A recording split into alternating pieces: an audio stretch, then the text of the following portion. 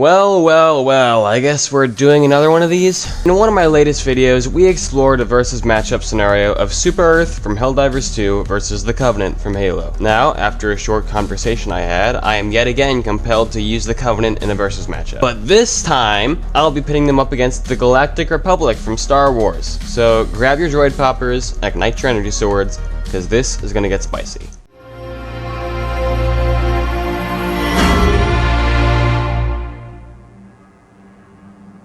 What would you have your Arbiter do? The Covenant is an alien empire built off the foundations of false prophecy and religion. The empire consists of multiple alien species, including but not limited to Sanshayun, Sangheili, Ungoi, Kigyar, Lekgolo, and Jiralhanae. In my Helldivers vs. the Covenant video, I was unable to find a satisfying or consistent answer for how many troops the Covenant had, but I thankfully found a better way to judge the size of their empire. At the height of the Covenant Empire, their territory consisted of thousands of star systems within the Orion arm of the Milky Way galaxy. For comparison, the Orion arm is estimated to contain several thousand star systems, so it could easily be more, but as far as we know, it's just several thousand. The Covenant are very technologically advanced. Their most famous gadgets and weapons are energy shielding and plasma weaponry, including, but not limited to, the plasma pistol, plasma rifle, plasma grenade, energy sword, and Covenant carbine. Plasma weapons are insanely deadly and powerful and would likely tear through clone armor in 1 or 2 shots. Clone armor just wasn't designed to withstand something as powerful as Covenant plasma, at least from mid-range. From far ranges, the plasma wounds are probably more survivable. Elite shield strength heavily depends on the elite type. For example, a miner will have a weaker shield than a zealot. Covenant shield technology is generally weaker against energy-based weapons, primarily plasma weapons. For elites, their armor underneath will provide decent but not super effective protection against energy weapons, yet again, such as plasma. The main protective casing for important Covenant soldiers will be their energy shields. For vehicles, the Covenant have a good selection of primary tanks, walkers, and light reconnaissance vehicles at their disposal, such as, but not limited to, Ghosts, Choppers, Locusts, Shadow Transports, Revenants, Wraiths, and Scarabs. The Ghost is a highly effective reconnaissance vehicle. It's fast, maneuverable, and even though it carries light firepower, the weapons are strong enough to get the job done and hastily leave the scene. Slightly larger vehicles, like the Revenant, are fast and maneuverable, with a stronger weapon attached to the very back of the vehicle. The only downside is how slow the projectile moves. Larger tanks, like the Wraith, are slow-moving and heavily armored. They have a main mortar cannon with a relatively slow yet highly effective plasma projectile, and they also come included with an added gunner seat on the front for extra defense. Now, let's finish off the Covenant by talking about their air and naval capabilities. For basic air fighters and dropships, the Covenant had Banshees, Spirit dropships, Phantom dropships, and Seraphs. The Spirit and Phantom do exactly what you think they would do. They have turrets attached to allow them some method of defense, but overall, their primary purpose is to simply drop off additional troops and leave. I should also mention here that the Covenant can deploy troops via orbital drop pods. Banshees have no shields and aren't as fast as most fighters you would see in the Republic's roster, but they can still deal devastating blows to ground units using their primary weapons and fuel rod cannons. Seraphs, on the other hand, are going to be able to actually contest with GAR fighters.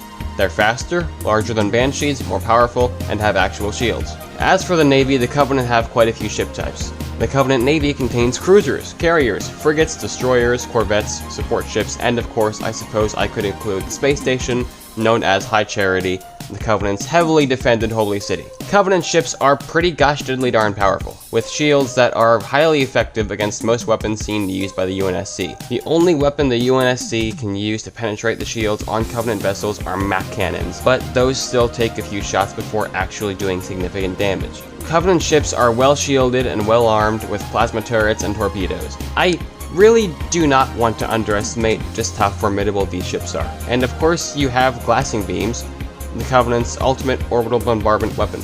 As the name implies, it turns the surface of any planet to a glassed wasteland. Tank 2, port side!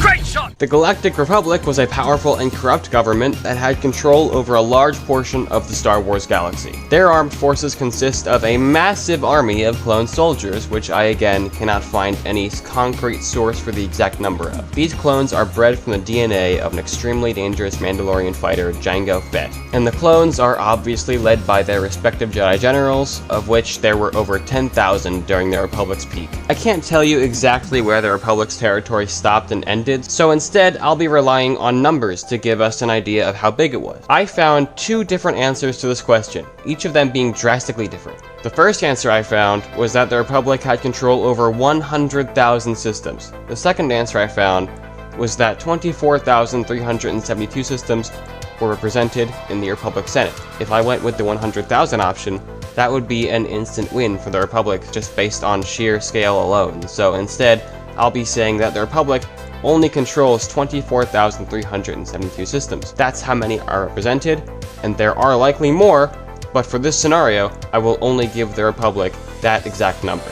It's still much larger than the Covenant's controlled space, but 24,000 is a much more digestible number. The Republic is also a very advanced fighting force. In some ways, the Covenant are more advanced, but in others, the Republic has them outclassed. Some gadgets and weapons used by the Republic include, but are not limited to, the DC-15S, DC-15A, Thermal Detonator, Droid Popper, lightsabers, and the DC-17M. Star Wars blasters, similarly to Covenant weapons, do fire plasma projectiles. These plasma projectiles are a little less powerful than Covenant plasma, but they're still nothing to scoff at. Elite shielding would likely be pretty ineffective against multiple hits from any standard blaster, and their armor underneath wouldn't be much use after that. Smaller units like grunts and jackals would likely be one-shotted by blaster bolts as long as they hit a relatively fatal area. Larger units like hunters would need more firepower to take down, though they could be killed by blaster bolts as long as enough shots are poured into their weak points. As I've said before, clone armor wouldn't be very effective against Covenant weapons. Clone armor can project well against other Star Wars blasters, but the Covenant plasma weapons are just much more brutal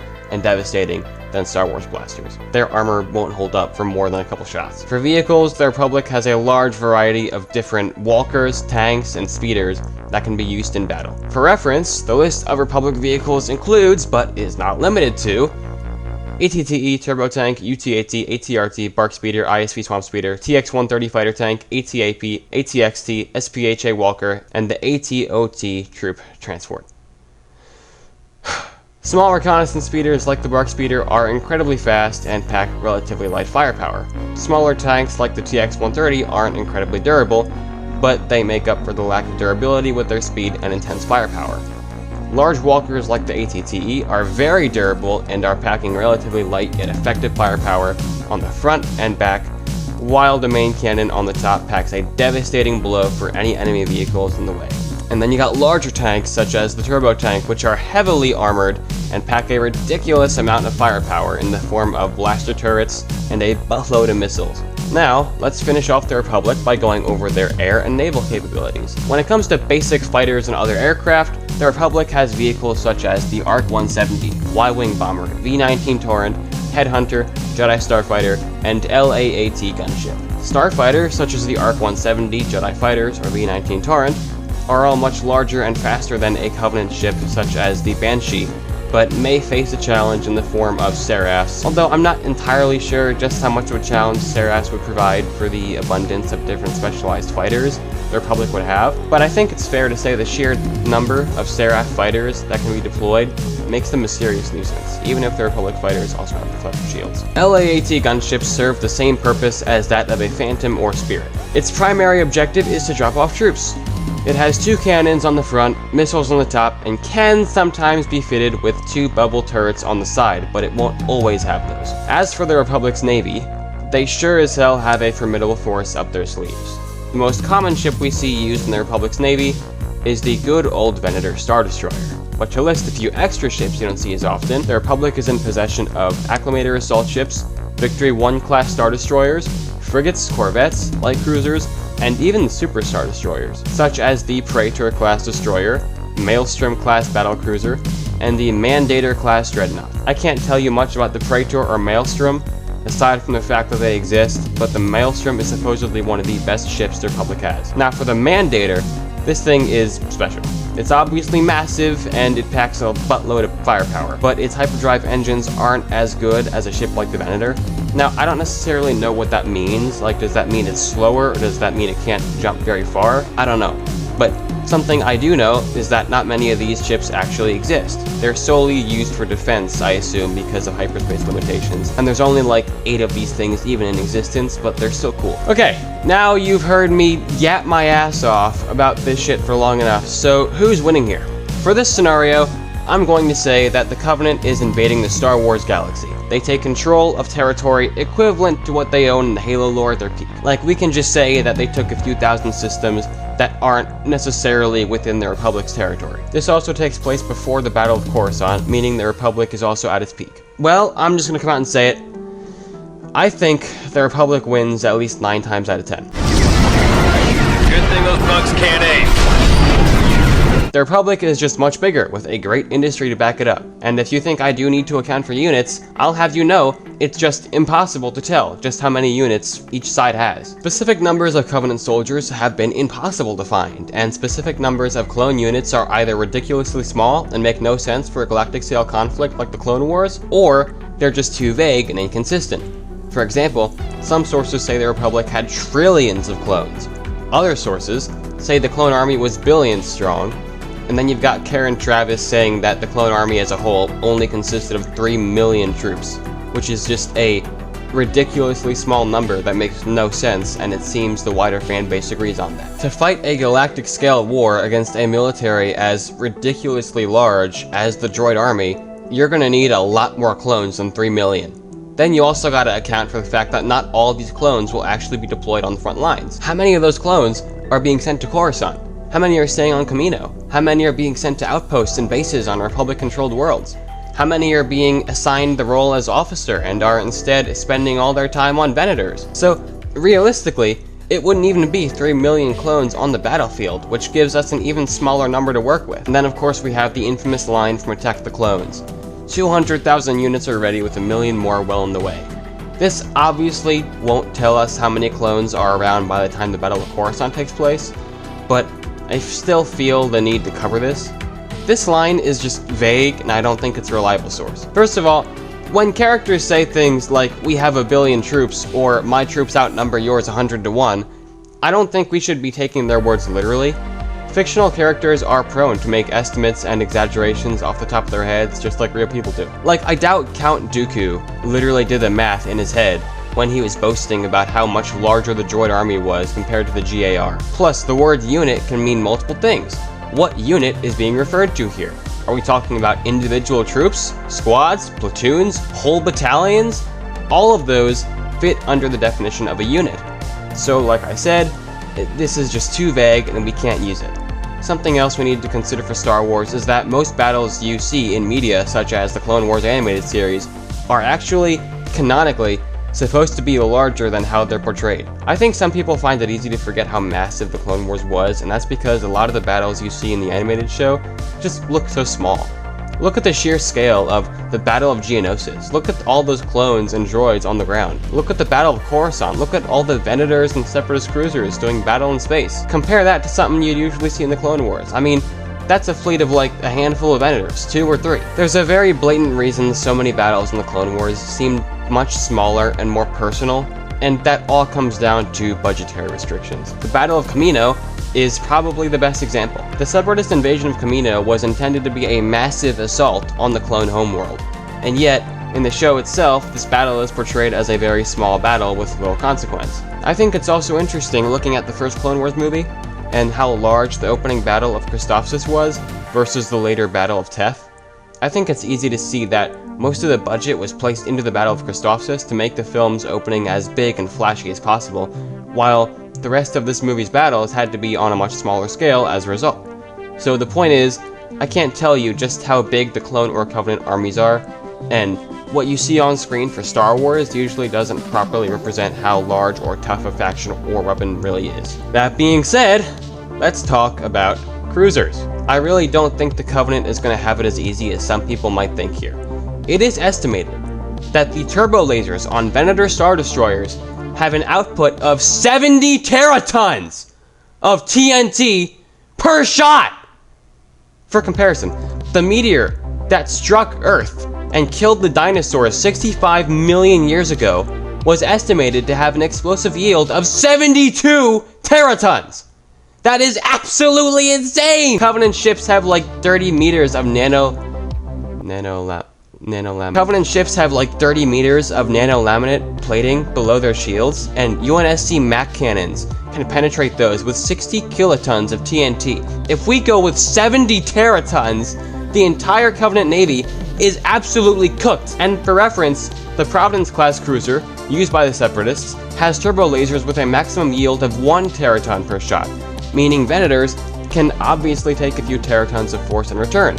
Comparing that to a glassing beam, which is, I believe, the strongest weapon the Covenant Navy has, is going to give us a good idea of how well the Republic cruisers will hold up against enemy ships. The majority of sources for the power behind glassing beams all fall under the high kiloton, low megaton range, so we can just upscale it a little bit somewhere within a range and call it a day. Let's be nice and say 40 megatons. That's a good number I saw. But clearly, even then, that will not be enough to do significant damage, at least not when it's compared to the force Venators take from Separatist ships. Now, the largest Covenant ship is the Carrier, and I can't tell you just how well that would hold up against Venators and their power, but I'll be generous and say it can hold up pretty well, at least better than ships smaller than it.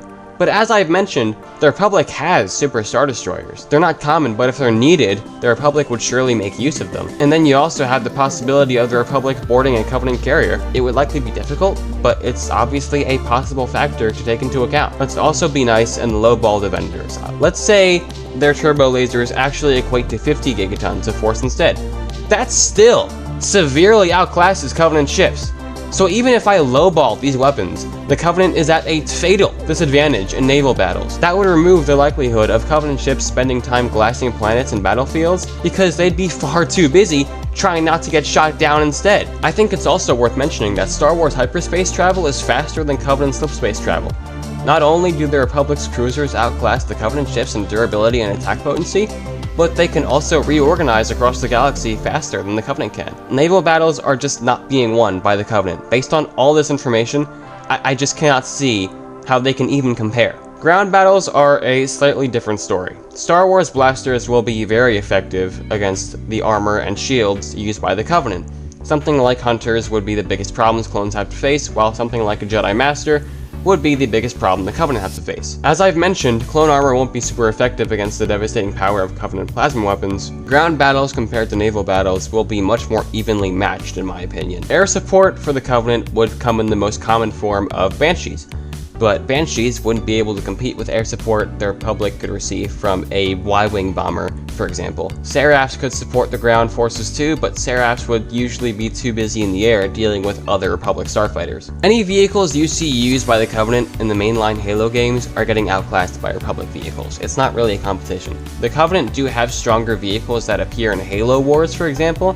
Something like the Locust, which I mentioned earlier, would provide more of a challenge and actually do significant damage. Both sides have advantages, and both sides have disadvantages. Like I said, a ground battle would ultimately be much more even, but I'm not so sure that would matter when the naval battles are busy being dog-walked by the Republic fleet. Jedi are also a big factor to count in, considering there are 10,000 Jedi Knights as a whole defending the Republic. Now, not all Jedi are absolutely cracked, but if a clone army is led by a smart, wise, and powerful Jedi general like Mace Windu, Anakin Skywalker, Obi-Wan Kenobi, Kit Fisto, or Plo Koon, that gives them another edge. I think I've made a pretty solid case at this point, and I don't want to make this video too much longer than my usual, so I think it's okay if I stop here. I believe the Galactic Republic would defeat the Covenant Empire.